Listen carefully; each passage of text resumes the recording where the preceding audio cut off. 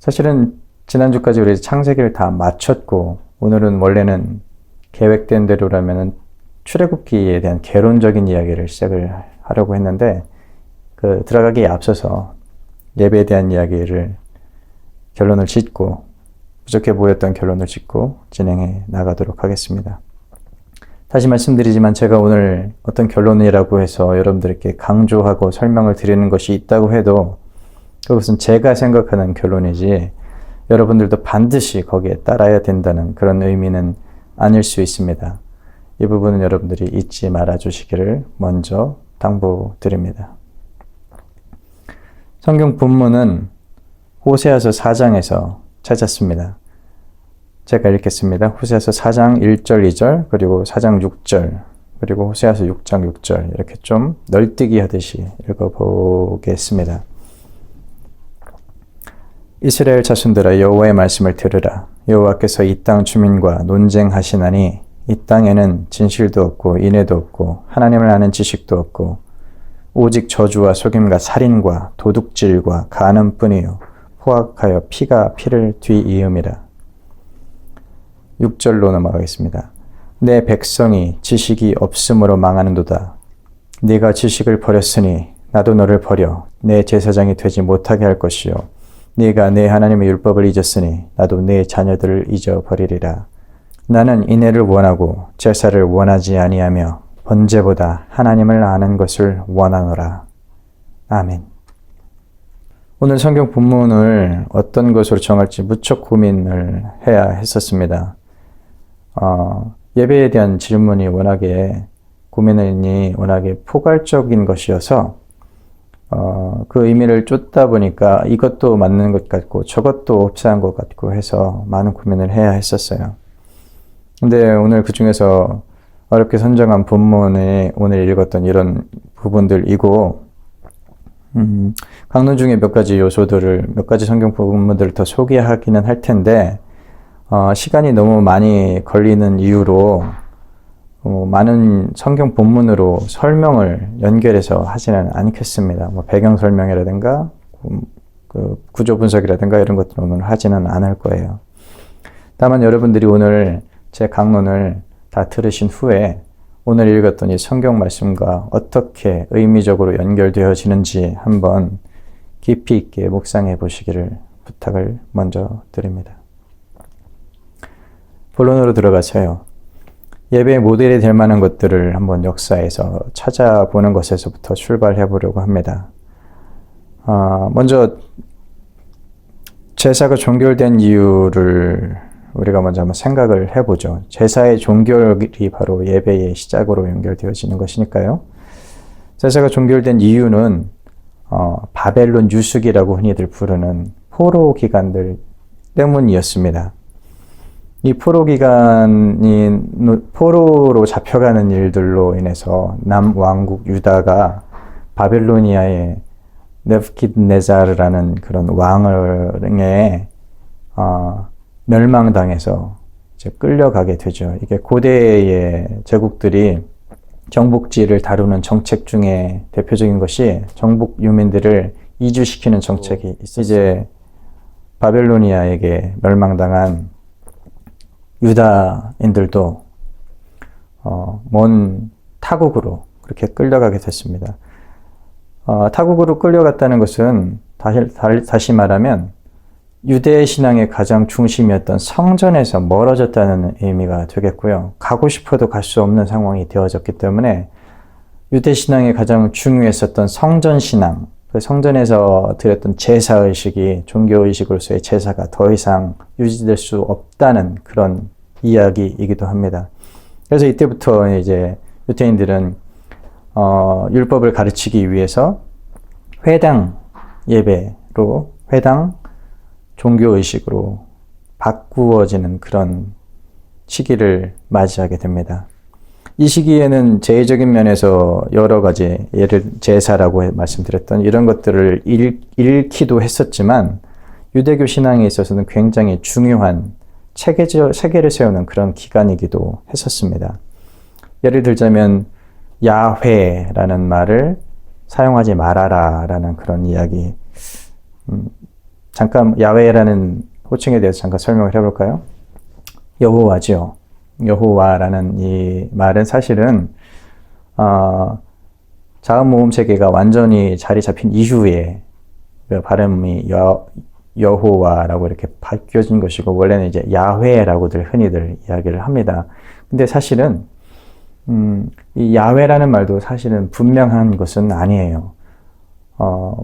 그냥 쉽게 말하면 우리말로 설명드리자면 아야어여가 없이 가나다, 기역, 니은, 디귿 이거밖에 없었던 때 그 고대 히브리 언어였기 때문에 정확하게 말하면 YHWH라는 이 기호를 그 고대인들이 어떻게 읽었을지는 사실은 누구도 알 수가 없습니다. 이후에 유대인들, 이스라엘 학자들이 야훼라고 이렇게 발음을 했기 때문에 야훼라고 읽고 있지만, 사실 이 이야기를 이 문자를 처음 본 사람들이 어떻게 발음했었을지는 누구도 사실은 알 수가 없어요. 그리고 여호와라는 말보다 야훼라는 말을 더 선호하시는 분들이 있습니다. 저는 개인적으로 여호와, 야훼라는 표현에 별다른 의미를 두고 있지는 않지만, 여호와라고 부르면 거기에는 어떤 의미가 이미 고착화되어졌다고 생각하시기도 합니다. 그래서 어떤 기득권을 대변하는 것처럼 그렇게 느껴지는 느낌이 사실은 없지 않기도 해요. 그래서 여호와라는 말보다는 사실은 야훼라는 표현을 더 선호하시는 분들도 있습니다.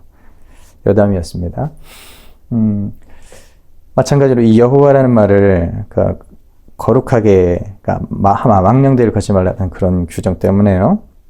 그리고 또 정결 규례, 안식일 규정 이런 것들에 대해서 유대교 신학들이 하나씩 체계를 이루어 나갔습니다. 무엇보다도 가장 중요했던 것은 하나님의 선택받은 민족으로 여겨졌던 이스라엘이 왜 저 개와 돼지 같은 야만인들, 이방인들의 발에 짓밟히게 되었는지에 대해서 유태인들은 심각하게 고민해야 했었고, 거기에 대해서 분명하게 답을 찾아서 제시해야 하는 그런 필요성을 느꼈습니다.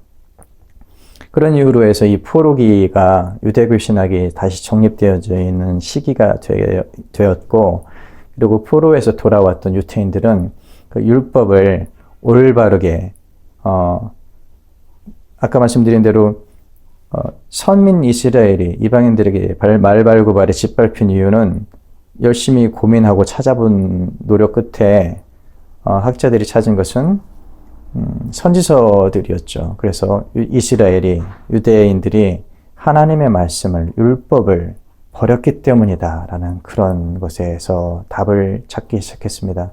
그래서 포로에서 돌아온 유대인들은, 이스라엘인들은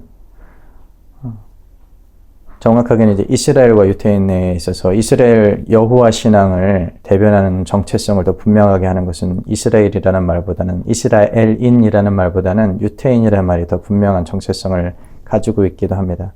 아무튼 이 유태인들은, 이스라엘 백성들은 포로에서 돌아온 이후에, 그래서 그때부터 율법의 중요성을 강조하기 시작했고, 율법을 문자 그대로 이해하고 지키려고 노력하기 시작했고, 그래서 그것이 확대되고 발전된 것이 율법주의가 되어지게 됩니다. 다시 돌아와서요. 포로기 이후에 성전 제사가 아니라 회당에서 이제 제2 형태가, 종교의식 자체가 그렇게 변모되어지기 시작했다라는 말씀을 드렸습니다. 회당에서 선지자들이 글을 읽고 그 의미를 설명하는 것을 우리가 성경에서 종종 경험하게 되죠. 여기에서 이제 랍비의 역할이 대두가 되고 중요성이 부각이 됩니다. 성경에서 예수님도 회당에서 설교하셨고요. 사도 바울 비롯해서 사도들도 복음 전파를 위해서 회당을 아주 적극적으로 이용했었습니다. 그리고 초기에는 유대교가 이 기독교를, 예수교를 유대교의 한 분파로 이해를 했었기 때문에 회당에서 함께 출입하며 같은 유대교의 같은 지체로서 대왔었어요. 나중에 로마가 박해를 하기 시작한 이후부터 선을 긋고 분리하려는 그런 노력을 하기 시작했지만, 초기 유대교는, 초기 예수교를 유대교의 한 분파로 그렇게 이해를 했었습니다. 이스라엘이 유대보다 약 100년 정도 먼저 아시리아의 멸망이 되어졌었죠. 그리고 그 이스라엘 민족들의 후손들을 한번 찾아보기 위해서 역사학자들이 많은 노력을 했었어요. 학자들이 노력한 끝에 아프리카의 어느 시골 마을까지 그 흔적이 이어진 것을 찾아낼 수는 있었지만 그 이후로 어떤 이스라엘의 후손들의 흔적을 발견하는 것은 실패했고, 마찬가지로 유태인들도 유태인이라는 말은 이제 유대인이라는 말이 기원이 됐고, 유대인은 유다인이라는 말에서부터 비롯된 것이기 때문에 그 의미가 좀 분명하게 정체성이 더 분명하게 특정이 되어지는 것이죠.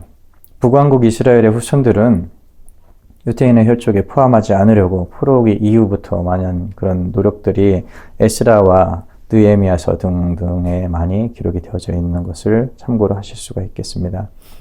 이런 말씀을 드린 것은 이스라엘 왕국과 유다 신앙의 본질이 서로 달랐다는 점을 먼저 좀 살짝 말씀드릴 필요가 있어요.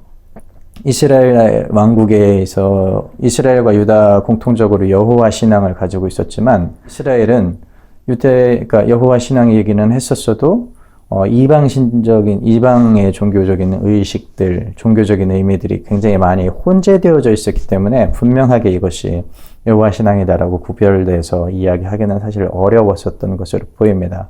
반면에 유다의 종교 형태는 그래도 조금 더 이방 종교와의 분리를 위해서 노력했던 것들이 엿보이게 되겠고, 그래서 여호와 신앙에 조금 더 의미적으로 가까운 부분은 이스라엘이 아니라 유다였다라는 말씀을 설명을 드리기 위해서 말씀을 드려봤습니다.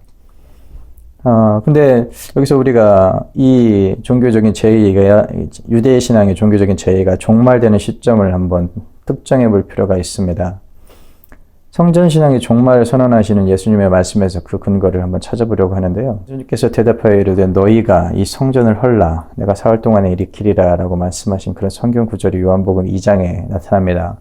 유대인들이 이렇게 반문하죠. 이 성전은 46년 동안 지어진 성전인데 네가 어떻게 사흘 동안 짓겠느냐 라고 이렇게 예수님을 향해서 비웃습니다. 그때 요한복음의 저자는 이렇게 설명하죠. 그러나 예수는 성전된 자기 육체를 가리켜 말씀하신 것이라 라고 이야기합니다. 이 말은요, 유태인들이 이때 46년 동안 지었다라고 이야기하는 이 성전은 헤롯 성전이에요. 성전의 개념이 건물이 아닌, 더 이상 이제 성전이 건물로 지어진 그런 것이 아니라 신앙의 공동체로서 확대될 것이다 라는 그런 선언으로 우리는 이 예수님의 말씀을 이해해야 합니다. 그런데 그것에 반해서 현재 우리 개신교, 한국의 교회들이 따르는 예배 형태는 사실은 카톨릭 교회의 제2 형태와 매우 유사하고 그것에서 모형이 되었다라고 이야기를 해도, 그러니까 카톨릭 교회의 미사에서 한국 교회의 개신교의 예배 형태가 기원이 되었다라고 해도 결코 과언이라고 할 수가 없습니다. 여기서 한 가지 질문을 던져보죠. 당황하실 필요 없습니다. 질문은 제가 하고 답도 제가 하니까요. 한번 질문을 드려보겠습니다. 주일에 교회에 나가서 예배를 드리면 그 순간에 우리의 신앙이 하나님 앞에서 확인이 됩니까? 드러나게 됩니까? 교회에서 예배 드릴 때 그러면 하나님은 아니더라도 적어도 우리 이웃들에게, 교인들에게 우리의 신앙이 드러나게 됩니까? 확인받게 됩니까? 아니죠. 이 질문을 뒤로 하고 우리 예배의 목적에 대해서 한번 이슈를 넘겨보도록 합시다. 왜 예배를 드리는가 하는 질문들, 우리가 예전에 예배에 대한 이야기를 할 때 그때 찾아보려고 했었던 노력이기도 합니다. 흔히들 이야기하는 게 하나님께 영광을 돌리기 위해서, 하나님을 경배하기 위해서, 높이기 위해서라는 이야기들, 그런 생각들을 많이 합니다. 근데 아니에요. 아닙니다. 여러분들, 제가 생각하기에는 그렇게 생각하신다면 잘못 생각하시는 것 같습니다.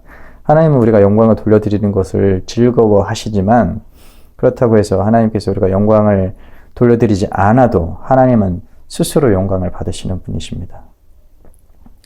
반면에 우리가 죄를 지으면 하나님의 영광이 가리워지는 것은 분명한 사실이에요. 우리 피조물들로부터요. 다른 사람들로부터요. 믿지 않는 사람들로부터 라는 전제로 말씀을 드리는 것입니다. 저는 개인적인 생각이긴 합니다만 지금 우리가 드리는 예배, 주일에 모여서 예배 드리는 것은 하나님을 높여드린다는 의미보다는 사실은 교회 공동체 구성원들이 서로 만나서 교제하는 것에 더 큰 의미가 있다고 생각을 합니다. 그것은 뭐 교회 공동체가 가지는 공동체로서의 지향해야 되는 이유라고 생각하는 것에는 별 이견이 없습니다. 근데 그것이 하나님을 영화롭게 한다, 하나님을 높여드린다 라는 그런 것이라고는 사실 생각하기가 어려워요. 진정한 의미에서 하나님을 높여드리는 것이 무엇인지에 대해서 우리가 조금 더 생각을 해봐야 하는 이유가 있습니다. 예배의 여러 요소들 가운데에 목사님들의 설교가 하나님의 말씀이기 때문에 가장 중요한 그런 부분들을 차지하고 있다고 생각을 많이들 하십니다. 그런데 우리 한번 생각을 해보시자고요. 예수님 시대의 교회는 어떠했는지를 한번 회상을 해봅시다. 성전신앙은 아까 말씀드린 대로 예수님께서 예루살렘 붕괴를 예언하실 때 이미 종결되었다고 그렇게 이해를 하시는 게 좋습니다. 이제 그 말씀에서부터 다른 성전에 대한 이야기를 하시죠. 성전 대신 자기 육체를 일컬음이다라고 말씀하신 것은 예수님의 육체, 즉 예수님을 머리로 하고 신약성경의 다른 부분에 설명하기를 각 성도들이 그 지체 예수님의 몸에 연결되어지는 지체를 이루는 그런 새로운 성전, 그것을 이제 교회 공동체의 시대를 도래한 것을 선언하는 의미라고 할 수가 있겠습니다. 새로운 신앙 공동체의 출현이죠. 그것이 곧 성전이다라는 의미로 이해할 수 있다는 것입니다. 사도들이 파송되었었던 공동체에서 그들이 어떤 것을 했는지를 한번 생각해 봅시다. 그들은 초대받은 공동체에 가서 혹은 성령께서 보내신 곳에 가서 예수님의 사역에 대해서 설명을 했어요. 그리고 그 예수님의 사역이 구약 성경에서 예언된 이름을 증거했습니다. 그리고 믿음을 고백한 사람들에게 세례를 베풀었고 함께 떡을 떼었고 교제했었습니다. 이것이 예배의 공동체의 예배의 최초의 원형이었던 모습으로 생각이 됩니다. 이 공동체의 원형의 예배에서 가장 중요했던 것은 제가 생각하기에는 성찬과 식탁의 교제라고 보여져요. 왜냐하면 예수님께서 여러 예배 요소 가운데서 유일하게 언급하신 것이 나를 기념하라라고 하셨던 성찬 밖에는 없었습니다. 설교나 찬양이나 기도나 헌금이나 축도, 요즘에 이제 예배학에서 예배의 요소라고 구분하는 것들입니다. 이런 것들은 크게 예수님께서 특별히 언급하셔서 행해라라고 하신 것이 없습니다. 찬양이나 기도는 예배 공동체에서 당연하게 드러나는 요소들이어서 그것을 해라 말아라 우리가 이야기할 필요는 없어요. 이거는 너무나 자연스러운 우리의 행동들입니다. 근데 설교나 헌금 같은 것들은 지금 우리가 생각하는 그런 것과는 대단히 다른 성격이었던 것을 우리가 잊지 말아야 합니다. 예배 목적에 대해서 우리가 이야기하는 도중에 의미적인 측면에서 한번 예배를 정의해보는 노력을 해봅시다. 지금 이제 앞서서 초대교회의 원형의 모습을 우리가 살펴볼 때 이런 것들은 더 중요하게 부각이 되고 더 강조가 되어지게 되는데요. 다시 한번 말씀드리면 예배의 목적이 무엇일까요? 앞서서 말씀드렸던 하나님을 높여드리는 것일까요? 하나님을 찬양하는 것일까요? 경배하는 것일까요? 이 질문을 좀 방향을 바꿔서 다른 질문을 한번 드려보겠습니다. 예배가 무엇인지를 정의하기 전에 그렇다면은 정말로 하나님께서 그렇다면 우리의 예배를 받으시기를 원하시나요? 아니요. 제가 좀 다르게 표현하겠습니다. 하나님께서 우리의 예배를 원하실까요?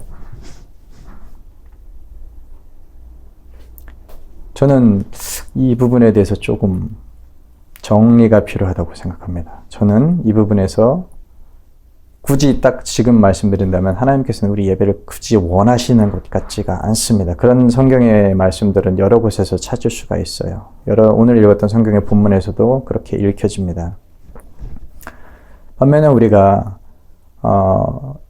예배에 대한 고민을 추적을 해가면서 예배에 대한 고민을 할 때 창세기의 모습을 한번 살펴보면 어떨까 생각을 해봤습니다. 그리고 우리가 하나님과 함께 동행하게 될 새 예루살렘, 하나님의 나라에서의 우리의 모습이 어떨까에 대해서 한번 생각해 보면서 힌트를 얻어보려고 노력을 해봅시다. 에덴 동산에서의 아담과 하와의 모습이 어땠는지 한번 생각을 해봅시다. 거기에 죄악이 도래하기 전에 에덴 동산의 모습을 말씀드리는 겁니다. 거기에서는 동행이 있었죠. 하나님과 동행하고 있었습니다. 거기에서 하나님의 통치가 실현되고 있었습니다. 자신들의 판단이 아니라 하나님의 판단에 의해서 하나님께서 통치하시고 하나님께서 관리하시는 그런 에덴 동산의 모습 어디에서도 제사를 드렸다거나 예배를 드렸다는 표현이 없고 혹은 그것과 유사한 어떤 내용도 전혀 발견할 수가 없습니다. 요한계시록에서 설명되는 내용들을 우리가 참고로 할 수도 있어요. 근데 계시록은 약간 자기적인 그런 내용들을 포함하고 있다는 지적들도 있습니다. 자기적이라는 것은 그런 것이죠. 로마의 황제를 떠올리게 하는 그런 표현들이, 그런 기술들이 요한계시록에 등장한다는 그런 이야기입니다. 아무튼 범죄 이전의 상태에서 에덴 동산에서 우리의 죄악의 문제가 다 해결되어지고 하나님의 나라에 들어가는 그 새 예루살렘이라고 흔히들 말하는 하나님의 나라. 그래서 우리의 모습이 예배의 모습을 찾아본다면 하나의 힌트가 될 수가 있을 것인데 여기에는 예배라는 말, 찬양이라는 말들이 계시록에 등장하지만 결국에는 이 의미가 하나님과 동행한다는 말과 같은 뜻이 될 거예요. 그것을 하나의 예배의 정의로서 가져가도 무리가 되지는 않을 것 같습니다. 제 생각입니다. 그리고 여기서 우리가 또 한 가지 간과하지 말아야 될 것은 에덴 동산의 모습과 새 예루살렘, 하나님의 나라, 계시록에서 선언된, 예언된 그 하나님의 나라는 죄의 문제가 해결되어진 상태라는 것을 우리가 또 잊지는 말아야 해요. 근데 우리는 지금 현재 죄의 영향 아래에 살고 있죠. 지금 이 세대에는. 그렇기 때문에 제가 여기에서 굳이 여러분들께 강조해서 말씀드리고 싶은 것은 범죄 이전의 상태와 새 창조의 상태로 가기 위해서 죄의 문제가 해결된 상태로 가기 위해서 노력을 하는 것, 그것이 하나님께서 정말 우리에게 원하시는 것이 아닐까라는 그런 생각을 해봅니다.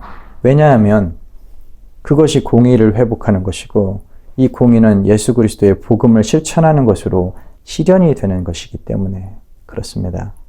쉽게 말하면 하나님의 통치가 실현됐던 창세기와 다시 하나님의 통치가 온전하게 실현되는 하나님의 나라에 그때에 들어가는 그때까지 거기서 공통적으로 우리가 찾을 수 있는 것은 우리가 하나님과 동행하는 모습과 우리가 하나님의 통치를 인정해서 하나님의 통치가 실현되는 그런 상태를 말하는 것이죠. 그래서 우리가 지금 하나님의 나라의 통치를 지금 우리가 하는 이곳에서 실현하기 위해서는 결국은 예수 그리스도를 통한 공의의 실현이 가장 중요한 것이라고 저는 생각이 되어집니다. 슬슬 이제 결론부로 들어가도록 할게요. 저는 예배는 정말로 하나님께서 원하시는 것이 아니라고 생각한다라고 앞서서 말씀드렸습니다. 오히려 저는 그 예배라는 말에 다른 의미를 부여해서 예수 그리스도께서 우리에게 가르치신 것을 실천하는 것이라고 정의를 하고 싶고 그것을 일컬어서 정말 진정한 예배라고 부르고 싶은 게 제 개인적인 생각인데요. 현재 우리가 사용하고 있는 언어들에서는 그런 것들이 이미 다른 표현으로 사용이 되고 있습니다. 그렇기 때문에 저는 지금 제가 말씀드린 이런 논조에서 우리가 이해하는 이런 의미에서 하나님께서 진정으로 원하시는 것은 예배가 아니다라고 그렇게 결론을 짓고 싶습니다. 반대로 하나님께서 진정 원하시는 것이 오늘 소개한 다른 성경의 말씀처럼 긍휼을 실천하고 인애를 실천하는 것인데 이것은 성경의 다른 표현으로 예수 그리스도께서 우리에게 주신 복음을 실천하는 것과 같은 맥락으로 연결이 돼요. 그것이 바로 하나님께서 진정으로 원하고 계시다는 것을 원하고 계신 결론인 것이라고 저는 결론을 내리겠습니다. 우리가 지금까지 해왔던 것처럼 주일에 교회에 나가서 예배에 참석한다고 해서 우리의 신앙이 하나님 앞에 드러나는 것은 아닐 겁니다. 우리의 신앙이 우리 가까운 이웃, 교인들에게조차도 드러나지 않을 거예요. 제 생각은 우리의 신앙이 드러나는 때는 우리가 예배당에 앉아서 예배하는 그 순간이 아니라 우리가 예배당 문을 열고 나가서, 밖에 나가서 우리의 삶에서, 우리 눈앞에서 도움을 필요로 하는 사람들을 만나는 그 순간, 도움을 필요로 하는 누군가의 도움을 간절하게 필요로 하는 그 사람을 만나는 그 순간, 그 시점이야말로 우리의 믿음이, 우리의 신앙이, 우리가 하나님 앞에 믿는다는 고백하는 그 고백이 증명되고 우리의 신앙이 하나님 앞에 드러나는, 인정받는 그런 때라고, 그런 시점이라고 저는 생각합니다. 바로 그 순간에 우리가 어떻게 응답하느냐에 따라서 우리의 믿는다고 고백하는 우리 신앙이, 우리 믿음이 하나님 앞에서 인정되거나 혹은 예수님께서 나는 너를 도무지 모르겠다라고 고개를 돌려보이시는 그런 계기가 되거나 바로 그 순간이 우리의 믿음이 드러나는 시점이라고 저는 생각합니다. 우리가 예배당 안에 들어서 찬양하고 예배하고 헌금하고 예배 드렸다라고 말하는 그때가 우리의 예배, 우리의 신앙이 드러나는 것이 아니라 하나님께서 우리에게 보내시는 예수님의 말씀으로는 그분이 예수님일 수 있어요. 도움을 필요로 하는 누군가를 만나는 그 시점이 바로 우리가 하나님 앞에 믿음을 증명하는, 하나님 앞에 우리의 믿음이 인정받는 그런 시점일 것이라고 저는 생각이 되는 것입니다. 우리 개인을 향한 하나님의 마음이 사랑이라고 제가 다른 시간에 이미 설명을 드렸었어요. 아울러서 우리 개개인들, 여러분들 모두가 모인 공동체, 민족, 국가, 나라 무엇이든 간에요. 그 공동체가 그 공동체 안에서 우리 개개인들 향한 하나님의 사람이 충만하게 실현되고 누구도 한 사람이 소외됨이 없이 충만하게 실현되는 그것이 바로 가장 중요한 공의라고 설명을 드렸고 그 공의야말로 하나님께서 매우 혹은 가장 중요하게 생각하시는 것이라고도 설명을 드린 바가 있습니다. 저에게 결론을 요구하시는 분들께 그리고 이 강론을 들으시는 분들께 제가 생각하는 예배가 무엇인지 분명하고 확실하게 결론 내어 드리겠습니다. 예배를 구성하는 여러 가지 요소들 가운데 하나가 예배라고 생각하시는 분들이 종종 있어요. 예를 들어서 나는 찬양이 예배라고 생각해, 나는 기도가 예배라고 생각해, 이렇게 생각하시는 분들이 있습니다. 근데 아닙니다. 성경을 분명하게 이해하게 된다면 진정한 예배는 그런 것이 아니에요. 아무리 찬양을 열심히 해도, 아무리 기도를 열심히 해도 그것이 내 개인의 영성에 영향을 주고 내 개인의 영성을 변화시킬 수는 있지만 그것이 사회에, 우리가 만나는 사람들에게 세상을 향한 변화에는 어떠한 영향도 미치지 못합니다. 제가 생각하기에 예배는 곧 믿음입니다. 예배는 곧 사랑을 실천하는 것입니다. 예배는 곧 공의를 실천하는 것이에요. 왜 그런 구하니? 예수 그리스도께서는 우리의 주님이시죠. 우리의 주인님이십니다 고백하는 그 예수 그리스도께서는 주일에 정해진 공간에 정해진 시간에 모여서 나에게, 예수님께 혹은 하나님께 예배해라 라고 가르치신 적이 한 번도 없습니다. 오직 하나 가르치신 것이 있다면 사랑을 실천해라 라는 것 뿐이에요. 이것을 율법으로 신약을 사는 예수님 시대 이후를 사는 사람들에게 율법으로 새 계명과 율법은 다른 말이 아니에요. 그렇게 우리에게 주셨고 아버지 보호자 우편으로 올라가실 때 우리를 향해서 분명한 것을 가르쳐 지키게 하라라는 그런 말씀만 우리에게 주셨습니다. 우리가 제자도라고 부르는 것이죠. 우리가 무엇을 가장 중요하게 우선순위를 두고 생각해야 될지, 무엇을 중요하게 다루어야 할지는 너무나도 분명해집니다. 그리고 그 가장 중요하게 다루어야 하는 것이 하나님의 가장 중요하신 뜻이고 예수 그리스도의 명령이고 그것을 실천하는 것이 우리 주님을 그리고 하나님 아버지를 가장 즐겁게 해드리는 것이라고 할 수가 있습니다.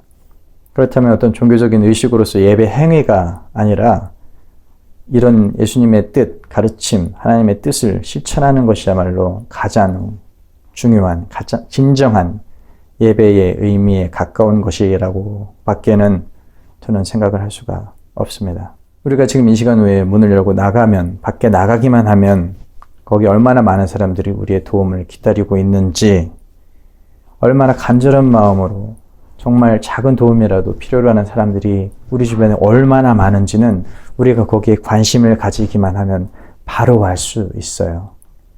그들에게 예수 그리스도의 이름으로 사랑을 실천하는 것이, 그것이야말로 우리 개개인들을 향한 하나님의 사랑을 실천하는 것이고 하나님의 통치를 바로 그 자리에서 실현하는 것이고, 그렇다면 그것이 창세기 에덴 동산에서 하나님께서 이미 이루셨던, 그리고 또 하나님께서 앞으로 이루시기를 원하시는 그런 세상의 모습이기 때문에 그걸 노력하는 우리의 모습이야말로 가장 예배에 가까운 것이라고 정의할 수 있지 않을까. 그것이야말로 진정한 예배가 아닐까 저는 결론을 짓게 됩니다. 그 하나님의 사랑 때문에 우리가 만났잖아요.